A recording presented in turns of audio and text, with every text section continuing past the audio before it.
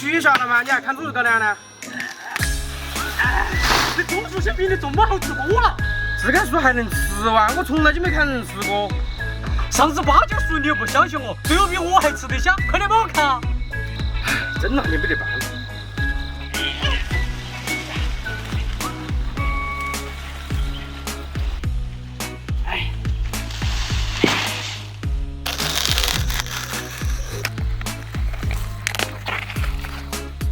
你这个东西跟树根一样的好吃哇！你就等着吃树根吧。